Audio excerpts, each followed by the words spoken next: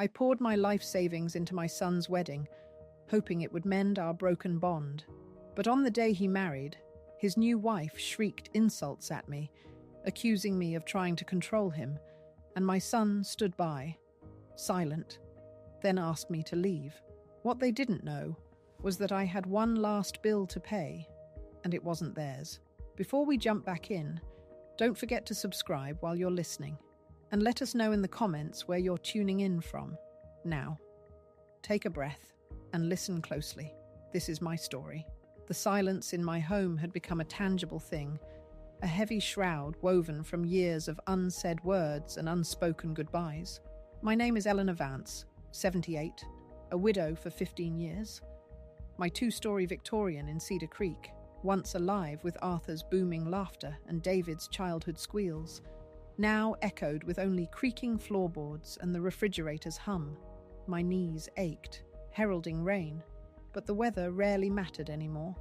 As I passed the mantelpiece, my fingers traced the dusty glass of Arthur's wedding day photo. David had arrived 2 years after our wedding. We adored him, raised him with love. He was polite, excelled in school, dreamed of engineering like his father. But everything changed when Arthur died. Lung cancer took him swiftly, leaving a gaping void. David, then 37, already established in insurance, married to Clara, seemed to pull away, even at the funeral. I remember his distant stare as Arthur's coffin was lowered, a stark contrast to my tears. He looked through me, not at me. That evening, after the last guest left, I reached out. "Mum, I'm 40, he'd replied, dismissive. "You can't cling to the past." His words were the first crack in our bond. 3 years later, his divorce from Clara, a kind, naive woman, deepened the rift. Liam, their 10-year-old son, spent more time with his mother. David's calls became fleeting, his visits rarer. When he did appear, his eyes were glued to his phone, his conversations limited to promotions, bonuses, a new car. The genuine connection, the warmth, was gone, replaced by a polite indifference. One afternoon, I tried to bridge the chasm. "David, honey, we've become strangers." He looked up, bewildered. "What are you talking about, Mum? I call, I come. What else do you want?" "Attention, son. Real attention." He sighed, like I was a burden. "I've got a job, a life. I can't sit here for hours talking about neighbours or TV." "That's not what I mean." He cut me off. "You've always been like this, always demanding more. Dad understood that, but you didn't." His words stung, a cruel dismissal of my life's work. I'd worked as a nurse, so he'd have everything, denied myself when Arthur was sick for his doctors, even helped with the down payment on David's house. But a mother doesn't keep a ledger of good deeds for her child, does she? I just swallowed the pain. As years blurred, David's calls always ended the same way, a request for money. Roof repairs, stress relief vacations, new furniture. I always gave, never said no. Perhaps it was my mistake, giving too much, forgiving too much. But weren't mothers supposed to give? Wasn't this what I'd saved for? Liam, my grandson, became my only solace. He visited often, helped in the garden, listened to my stories. He patiently taught me to use a smartphone and computer. "Grandma, you have to keep up," he'd urged, showing me video calls. Thanks to him, I learned social media, even started a gardening blog. It was a small sanctuary. Liam went to university, but we kept our connection alive through video calls. He possessed the sincerity David lacked. Last spring, Liam dropped a bombshell. "Grandma, Dad's getting married." I was surprised. "To whom?" "Bethany. She works at the dental office. They've been seeing each other a year." Kept it quiet. I vaguely recalled a mention of Bethany in a call. "Is she good?" I asked. Liam shrugged. "Bossy. Sugary sweet with Dad, but a different person when he turns away." He then lowered his voice. "They want a very expensive wedding. Dad said he'd ask you for money." A familiar bitterness rose. David wouldn't call himself. He sent Liam. "Grandma, you don't have to," Liam insisted. "You have your own plans." Money is for the living, not the DMN dead, I tried to joke. If your father needs help, I'll help. Liam shook his head. Sometimes you're too kind. Maybe. But what else could I do? I still hoped this wedding might bring us closer, that Bethany might bring David true happiness. A week later, David called. His voice strained, overly cheerful. "Mom, how's your health?" After the usual pleasantries, he finally revealed his news. "I'm getting married. To Bethany? She's wonderful." He quickly launched into the details. Hillside Manor, 100 guests, live music. Then came the ask. "I've been having financial difficulties. How much do you need?" He named a number, 3 times what I expected. Hillside Manor was outrageously expensive. "I know, Mom.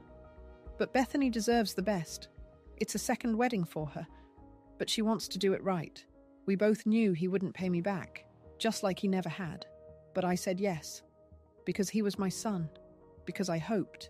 Okay, David, I'll help. You're the best. Bethany will be so happy." He called more often after that, a flurry of wedding details, about Bethany, about her daughter Chloe.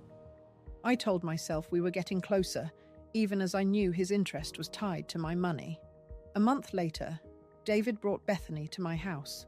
She was pretty, with bright makeup and cold eyes. She barely looked at me, her gaze sweeping over my antique clock, my silver tea set. "Lovely things. Must be expensive." We drank tea, while she rattled off details about the dress, the flowers, the menu. "Is there anything I can do besides financing?" I asked. "Oh, don't worry, Eleanor." Bethany patted my arm, a condescending gesture. "At your age, it's better to rest. We'll handle everything." She gave me a dry, formal hug as they left. "So glad you'll be at our wedding, Eleanor. It means a lot to David."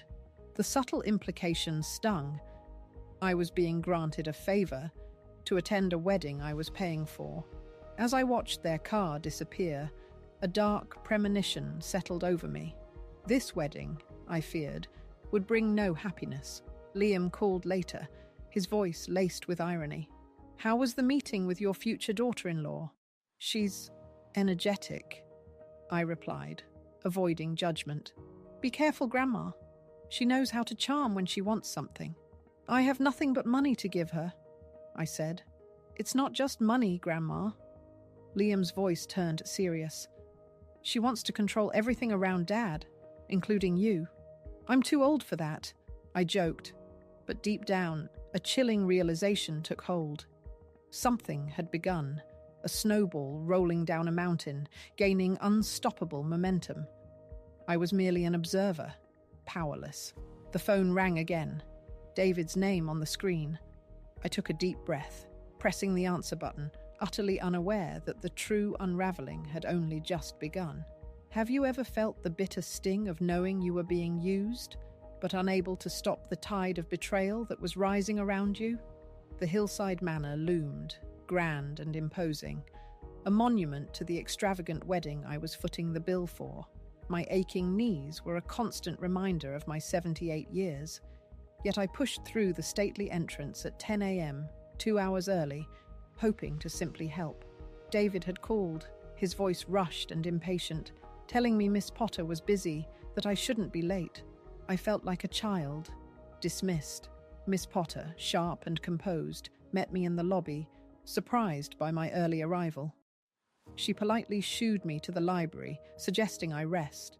"Where's David?" I asked, a pang of hurt in my chest. "He's preparing in the East Wing," she replied. Pre-wedding excitement. My own son didn't want to see me before his big day. "And Bethany?" "Miss Malcolm and her friends are in the West Wing, strictly female company," Miss Potter added, her smile professional, impenetrable. I was being isolated already. Reluctantly, I retreated to the library, feeling trapped. 20 minutes later, a young waitress brought tea, mentioning the bride had already changed the flower arrangements twice, and there was a problem with the cake's frosting color. Perfection, it seemed, came with a heavy price tag and a demanding bride. I decided I wouldn't sit hidden away. I'd paid for this spectacle. I had a right to see it. The main hall had been transformed. Crystal chandeliers glittered over tables set with silver and lavender. I found my table in the farthest corner, just as I'd suspected, near the kitchen exit. Symbolic. Miss Potter's assistant redirected me to a front row seat for the ceremony, a small, hollow victory. As the first guests trickled in, I noticed many were younger, wealthier. I recognized Bethany's relatives, the same confident posture, the same appraising glances. The music swelled, and David appeared, handsome but tense. Our eyes met briefly, a flicker of something unreadable in his. Then he looked away. The music shifted, and Bethany swept down the aisle, a vision in ivory and crystals. Her face was triumphant. She had gotten everything she wanted. The ceremony flowed flawlessly, a perfectly scripted performance. I dabbed a tear as David recited his vows, willing myself to be happy for him. Afterwards, in the garden, I watched David and Bethany accept congratulations. A few polite hellos. Then I was again alone, a stranger at my own son's celebration. Then, Liam.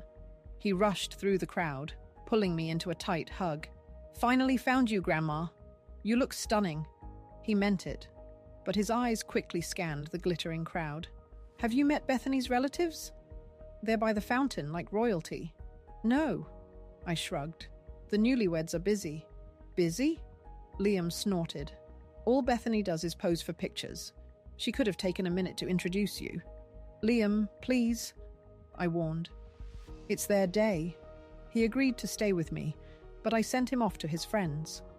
I was alone again, the vast expanse of the garden and its exorbitant decor pressing in. The call to dinner rang. I found my table in the hall's far corner with other older guests. Bethany's distant relatives, probably, also banished from the head table. The dinner was exquisite, the wines expensive. But I tasted none of it. My gaze remained fixed on the main table, where David and Bethany laughed with her family, a new, impenetrable circle. Not once did David glance my way. After dessert, the toasts began. Bethany's father spoke first, full of proud bluster. Then the best man, recounting tales of David. Everyone was mentioned. Bethany's parents, her daughter, even their dog. Not a single word about me. I felt a dizzying wave of bitterness, a sharp ache of uselessness. I stumbled onto the terrace for air. I wanted to disappear, to erase the day. "There you are!" Bethany's sharp voice pierced the cool evening. She swayed on her heels, reeking of champagne, her triumphant mask shattered. "You ruined my wedding!" I stared, stunned. "What are you talking about? You came here 2 hours early, poking your nose into everything, and now you're out here making a drama when everyone's looking for us to cut the cake." Her voice rose, attracting attention. "Don't pretend. You've been trying to ruin my day from the start. Bethany, calm down." I tried, my voice trembling. "I didn't mean to ruin anything, I just—" "Shut up!" she shrieked, the sound echoing. "I know what you're doing. Gavin told me how you controlled him, smothered him." My blood ran cold. "My son said that. It's not true. You wanted him to always depend on you." She sneered, her voice thick with contempt. "But now he has me. Your manipulations won't work anymore." A small crowd gathered, their whispers like daggers. "Bethany, please," I pleaded, extending a hand. "Let's not make a scene. Don't touch me." She recoiled. "Yes, it's my day. A day you're trying to ruin with your presence." David appeared, alarmed. "What's going on?" Bethany pointed a trembling finger at me. "Your mother! She came out here to disrupt the cake cutting." David turned to me, his eyes filled with annoyance, not understanding. "Mum, why are you here? Everyone's waiting." "I was just getting some air," I repeated, tears stinging. "I didn't know they were looking for you." "See?" Bethany clutched David's arm. "She's in denial. Passive aggression. You said so yourself." I looked at David, expecting him to refute her, but he remained silent, eyes downcast. "David," my voice was barely audible. "Do you really think so?" He finally looked up. his gaze devoid of love or gratitude, only weariness and frustration. "Maybe you really should go, Mom," he said quietly. "You've seen the ceremony, and Bethany is upset." Something inside me snapped, the last thread connecting me to my son. "Okay." I straightened, gathering the last shred of dignity. "I'll leave. Congratulations to both of you." I walked slowly towards the exit, feeling the stares of shocked guests. No one stopped me. No one said a word. Only Liam, appearing in the doorway, tried to approach, but I shook my head. I wouldn't let him fight his father over me. In the check room, I took my purse and shawl. The doorman hailed a cab, avoiding eye contact. News of the scandal had clearly spread. As I waited, Miss Potter approached, looking genuinely concerned. "Mrs. Vance, I'm so sorry about this. Perhaps in the morning, when everyone has calmed down." "It's all right, Miss Potter," I interrupted. "Some things can't be fixed by apologies. But the bills," she faltered. "The final accounting. We'll talk about that tomorrow."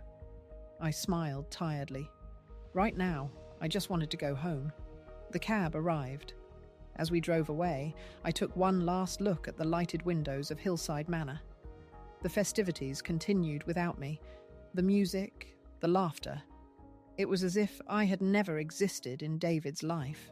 Have you ever felt such an intense public humiliation that it severed a bond you thought unbreakable? The morning after, a chilling clarity settled over me, heavier than any physical ache. Yesterday's brutal reality lingered. My phone, off since last night, pulsed with urgent messages. 12 missed calls, 8 texts from David. Frantic pleas about billing problems, accusations of sabotage, and a final stark warning. On my way. Be there in 30. A cold, unshakable resolve hardened. No. I would not pay the remaining Hillside Manor balance. Not after that public humiliation. I was no longer their endless ATM. Enough. The doorbell's sharp insistence announced his arrival. David stormed in, disheveled, eyes blazing with fury, not remorse. He unleashed a torrent of accusations. I met his rage with calm. My promise to pay was conditional on being a welcome guest. His wife had ensured I was not, and he had allowed it. He stammered excuses, blaming Bethany's champagne-fueled nerves, then twisted my stance into blackmail. He ranted about his ruined reputation. My quiet reply: "Every action has consequences. They made their choice. Now they live with it." His indignation choked him. They couldn't pay. It was a disgrace. I reminded him of their substantial incomes. "You used me," I stated, unflinching, "then discarded me when I became inconvenient." He tried guilt, mentioning Liam, accusing me of destroying our family with your selfishness. That word, selfishness, a lifetime of accusations. "Go away, David," I commanded. He slammed the door. On the wall, our old family photo crashed, glass shattering. No tears, just profound relief. Have you ever found such liberating power in simply saying no, even when it shatters the past? The shattering of the photo frame echoed in the sudden emptiness of the house, a surprisingly fitting punctuation mark to David's dramatic exit. I picked up the fractured wooden frame, carefully removing the picture. Arthur, little David, and me, smiling on a picnic. No tears came, only a strange, almost liberating emptiness. It felt as though a painful boil, festering for years, had finally burst. An hour later, my phone buzzed. It was Liam. "Grandma, are you okay?" Dad just left. He's furious. His voice was laced with concern. "I'm fine, honey," I answered, and it was the truth. "But your father doesn't seem to be. He called me, yelling about bills and how you refused to pay." Liam continued, a note of approval in his tone. "Is that true?" "Yes," I said simply. "I'm not paying the rest of the wedding bills. After the way they treated you, I can understand." Liam agreed. "But Dad's in a panic. Hillside Manor is threatening to sue if they don't pay by tomorrow." "Let them pay it themselves," I stated, my voice firm. "They have the means. They might have to postpone their honeymoon in the Maldives or sell one of their cars, but they'll manage. Liam faltered. Grandma, I'm totally on your side. What they've done is unforgivable. But don't you think this could lead to a complete breakdown in the relationship? I sighed. Honey, the relationship broke down yesterday, when your father let his wife kick me out of the wedding. Everything else is just consequences. You're probably right. He agreed sadly. It's just, I don't want to be caught between two fires. And you won't, I said, a promise in my voice. I would never put you in that position. You can talk to your father like you used to. My relationship with him is one thing, yours is another. Thank you. He exhaled, genuinely relieved. Listen, I want to come visit you this weekend, just to be together, okay? Sure, honey. I'd be really happy to. After talking to Liam, I turned my phone off for another day. I needed time. I knew David and Bethany wouldn't give up their attempts to make me pay through manipulation or outright threats. The next morning, the doorbell chimed. I hesitated, half expecting Bethany to arrive, ready to stage another scene. But through the window, I saw a middle-aged woman in a crisp business suit, a stranger. I opened the door. Mrs. Vance? She inquired, her voice formal. My name is Elizabeth Norris. I represent the administration of Hillside Manor. Come in, Miss Norris. I invited her, stepping aside. She seemed slightly taken aback by my composure. I was expecting your visit. She walked into the living room, her eyes briefly scanning the broken photo frame. She chose a chair, placing a slim file on her lap. Mrs. Vance, we have a problem with your son's wedding payment. According to our records, you agreed to cover all costs, but yesterday you refused the final payment. I'd like to clear the air, I said, my voice steady, offering no tea or coffee. From a legal standpoint, Miss Norris, I signed no contract with Hillside Manor. The arrangements were verbal between my son and me. I agreed to pay for the wedding under certain conditions, which were not met. Therefore, I do not feel obligated to pay the remainder. Miss Norris frowned. But you made a down payment. That implies agreement. It only implies I made a down payment, I corrected calmly. Which, by the way, is non-refundable, as I'm sure you know. So Hillside Manor has suffered no loss. The balance is substantial.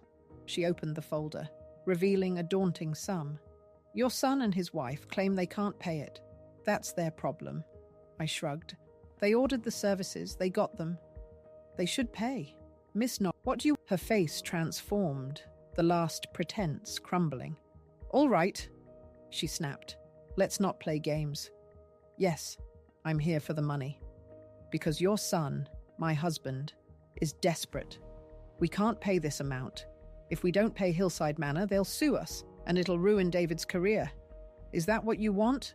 What I want, Bethany, you weren't interested in when you kicked me out of the wedding. I replied calmly. Why should I care what you want? Because it's not about me, she exclaimed. This is about David, your son. Are you really willing to ruin his life because of your resentment? It ruined my life too, I said. But it didn't bother you. Bethany gritted her teeth. You're acting like a child. An eye for an eye? Really? At your age? At what age? I countered, my voice low but steady. Do you think it's appropriate to let others wipe their feet on you? 70? 80? Or only when you're dead? You're just a vindictive old woman. She shrieked, her control gone. David was right about you. You were always trying to control him through money. But you know what? We can do this without you. I'll sell my car, we'll take out a loan, but we'll pay the DMN bills, and then that's it. You'll never see us or Liam again. Liam? I raised an eyebrow, my heart clenching despite myself. He's a grown man. You can't stop him from seeing me. We'll see. She grabbed her bag and stormed towards the exit. He won't want to ruin his relationship with his father for the sake of an old woman who will soon go to her grave. With that, she flew out, slamming the door. I slowly sank into my armchair. The threats about Liam stung, but I knew they were empty words. My grandson was intelligent, independent. He would decide for himself. The next day, A professional, polite call came from Hillside Manor's attorney. The gist was the same. Pay or face a lawsuit. I calmly reiterated my position, ending the conversation. Then, I called my own lawyer, Mr. Parker, who'd handled my affairs since Arthur's death. Mrs. Vance, good to hear from you. His warm voice greeted me. What can I do for you? Mr. Parker, I began, my gaze sweeping my quiet, empty house. I'd like to make some changes to my will, and perhaps consult on a possible lawsuit against me. For the first time in a long time, I felt strangely calm. I wasn't acting out of fear or duty, but out of profound self-respect. Let Bethany call me vindictive. I was simply setting healthy boundaries, ones I should have set decades ago, and the battle for my peace had just truly begun. Have you ever reached a point where you realized that reclaiming your dignity was worth any cost, even a potential legal battle or a fractured family? A strange, deep calm settled over me, replacing years of quiet dread. Mr. Parker's confident voice on the phone confirmed it. Hillside Manor, facing my lawyer's firm stance, quietly withdrew their lawsuit threat. The battle had ended before it truly began, a victory not of aggression, but of self-assertion. The silence in my Victorian house no longer felt heavy. It felt liberating, echoing my decision to sell. That old mansion, a relic of a past that no longer served me, had become too much for one woman. The sale happened swiftly. A young family, their laughter already filling the grand rooms during their first visit, fell in love with it. I watched them, a genuine smile softening my face. Releasing that past opened a door. With the proceeds, I found a cozy, bright apartment in a modern building. 3rd floor, with an elevator, a blessing for my knees, and a lovely view of the city park. Within weeks, the old house, with all its memories, was a distant chapter.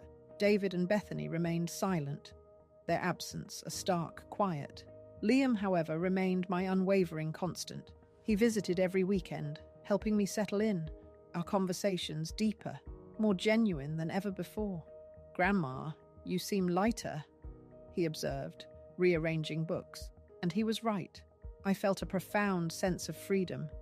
That lightness propelled me. I enrolled in a computer literacy course at the local library, a step toward embracing this new, unburdened life. Have you ever felt the incredible release of letting go and discovering who you truly are on the other side? The computer literacy course opened a window, not just to technology, but to a world I'd almost forgotten. Thanks to Liam, I wasn't starting from zero, but I wanted to truly master it. To my surprise, the library classroom wasn't filled with blank stares, but vibrant, curious faces, many my age, with their own quiet stories. We bonded quickly, especially Doris. She was a retired literature teacher, a widow like me, with a quick wit and a gentle laugh that crinkled the corners of her eyes. She lived nearby, and soon our computer lessons extended into walks, movie matinees, and leisurely Sunday breakfasts at the cozy cafe overlooking the park. Being with Doris felt effortless, free from judgment, just two women navigating a new chapter, sharing life's unexpected turns. "You know, Eleanor," Doris said one afternoon as we watched children chase kites in the park, "I always thought it was too late to start something new at our age. But you've changed my mind." I smiled, watching a small red kite dip and soar. "It's never too late, Doris. The only question is, do we have the courage?" That question lingered. If I had the courage to shed a lifetime of expectation, could I truly embrace a new purpose? I found my answer volunteering at the same library, twice a week, helping other seniors navigate email, video calls, the vast ocean of the internet.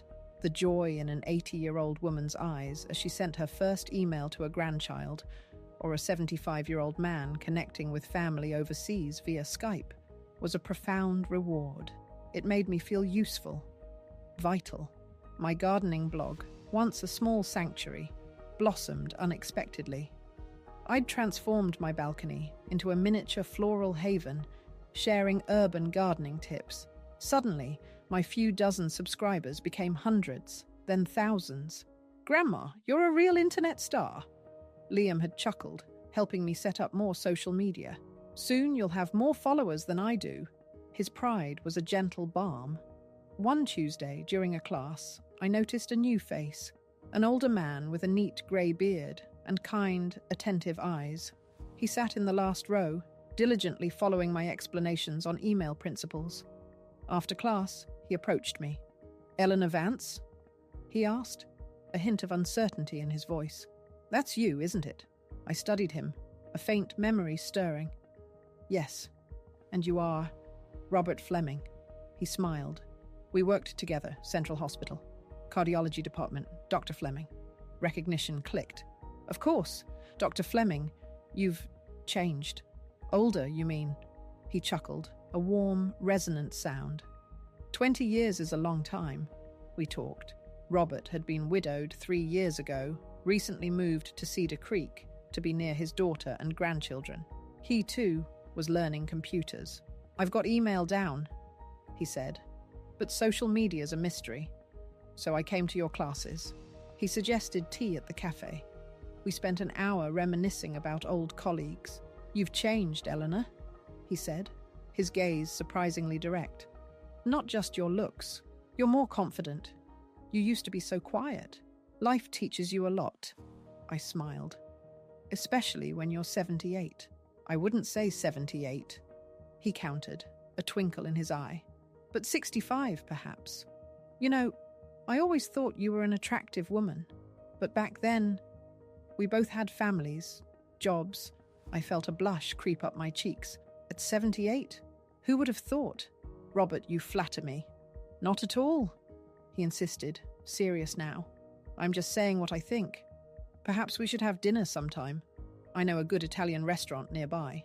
I said yes, surprised by my own audacity. A date at my age? It felt unexpected, exhilarating. Dinner was set for a week later. Robert was gallant, the conversation light and easy. We found common ground in classical music, gardening, travel. By evening's end, I hadn't felt so seen, so utterly alive in the company of a man in decades. As he walked me home, he kissed my cheek. "Thank you for a lovely evening, Eleanor. I hope we'll do it again." "We will," I smiled, a strange, long-forgotten excitement blossoming within me. Can life truly offer a second spring? A chance for love and companionship to bloom anew, even when you thought your season had passed. Our meetings quickly became a cherished rhythm, weaving a new melody into my quiet life. We went to movies, to the theatre, to concerts. Sometimes we'd simply walk in the park, the scent of blooming lilacs filling the air, or sit on my balcony, talking about everything and nothing. Robert was attentive, a brilliant conversationalist with a dry wit and a great sense of humour. He never rushed things, always respecting my space, my pace. Liam was absolutely delighted. "Grandma, you're getting younger before my eyes," he exclaimed one day, noticing my new haircut and the soft lavender dress I'd chosen for a date. "Dr. Fleming is a lucky man." I just smiled, a warmth spreading through me I hadn't felt in years. Our connection with Robert wasn't the fiery passion of youth, but a deep, comforting affection.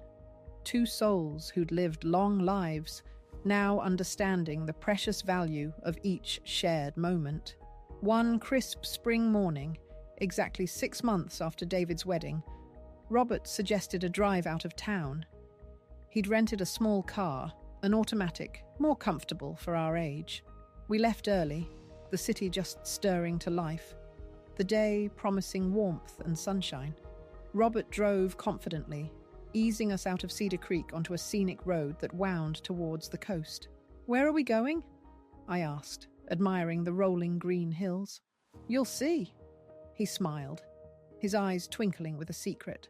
An hour later, we arrived at a small fishing village.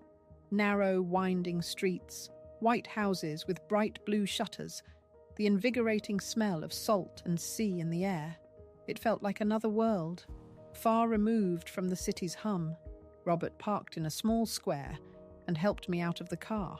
"My sister lives here," he explained. "She has a small house overlooking the sea. She's traveling in Europe right now, and she offered me the use of it whenever I wanted." We walked up a steep, cobblestone street to a white house perched on a hill. The view from the terrace stole my breath. The vast, sparkling sea merging seamlessly with the spring sky, stretching to the horizon. "It's beautiful here," I breathed, unable to tear my gaze away. "I thought you'd like it," Robert said softly, his hand gently touching my arm. "When I was a kid, we used to come here every summer with my parents. This place always gave me a sense of freedom and peace. We spent a glorious day, walking along the shore, collecting iridescent shells, and enjoying the freshest seafood at a small, bustling restaurant." Robert shared stories from his childhood, and I found myself recounting travels with Arthur and memories of little David, remembering my son no longer brought the sharp, piercing pain it once did, only a slight, lingering sadness for what could have been but never was. I was accepting reality, and that acceptance brought a quiet, deep inner peace.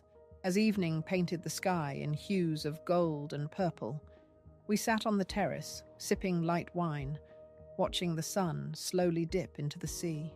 "Eleanor," Robert turned to me, his voice serious. "I want to ask you something." My heart fluttered with unexpected anticipation. "My sister," he continued, "she's offered for me to look after the house for her while she's in Europe. It's for at least 6 months.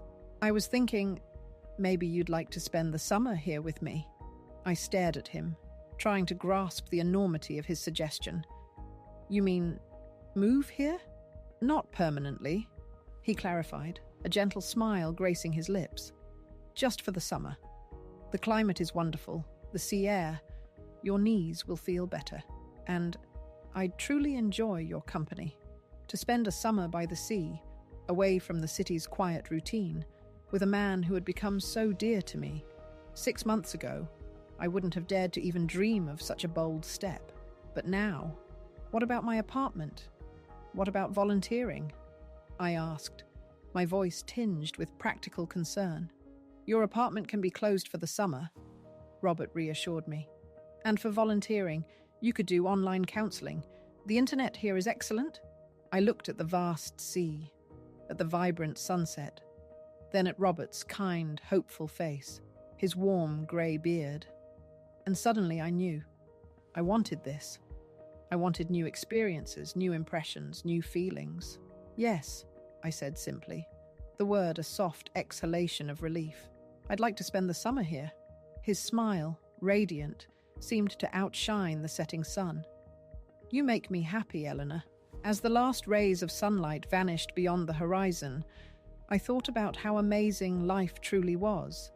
At 78, I was embarking on a brand new chapter, free from fear, free from regret, with an open heart. Returning to Cedar Creek that evening, a strange, peaceful certainty enveloped me. All the pieces of my life's puzzle, scattered and broken, were finally falling into place. I didn't know what the future held, but I was ready to embrace it, joys and challenges alike. At home, a message from Liam awaited me. He was coming over for the weekend. I decided I'd tell him about my summer plans. I was sure he'd be happy for me. Getting ready for bed, I went to the window. The city lights twinkled below, a reflection of the starry sky. Somewhere out there, in one of those houses, lived my son and his wife. Perhaps someday our paths might cross again, but for now, I was profoundly grateful that I had found the strength to break free from the circle of toxic relationships, that I had found new friends, new interests, and a newfound sense of self-worth. Getting rid of that heavy burden had opened the door to a peaceful, dignified elder age. I was finally living for myself, not for other people's expectations, and that was the most valuable gift I could give myself. "Thank you, Arthur," I whispered, looking up at the stars. "You always said I was stronger than I thought." As I drifted to sleep, the thought of the sea, of the summer house, of Robert, and the new chapter just beginning filled my heart with a quiet, profound warmth. Can true liberation and happiness truly bloom so late in life, transforming past hurts into a future of unexpected joy and purpose? The morning air in my apartment hummed with a quiet anticipation, a stark contrast to the storm of emotion that had once consumed my life. Liam's weekend visit brought a familiar comfort. He bounced through the door, his smile genuine. "Grandma, you look great." We settled onto the balcony, the city park stretching out below. The aroma of my coffee mingled with jasmine from my potted plants. "So, what's new, Grandma?" Liam asked, truly engaged. I took a deep breath. "Robert and I, we're going to spend the summer by the sea, in his sister's house." Liam's eyes widened, then a slow, bright smile spread. "Grandma, that's incredible. You deserve it." He didn't need to elaborate on everything. "It's a big step," I admitted, a small thrill running through me. "But it's a good big step, right?" He pressed. "For you." "Yes, honey," I confirmed. "For me. A chance to breathe, to simply be." The next few days were a flurry of quiet preparations. Doris came over, her eyes twinkling. "A summer romance at our age, Eleanor. Who'd have thought?" We laughed. I arranged for mail, paused volunteering, and gave my balcony plants to Doris. The drive to the coast felt different, a passage. Robert, a steady hand on the wheel, glanced at me. "Ready for sea air, Eleanor?"